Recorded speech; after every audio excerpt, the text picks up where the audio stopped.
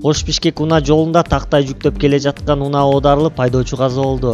Бул тууралуу Жалал-Абад облустук жол кыймылынын коопсуздугун камсыздоо бөлүмү маалымдады.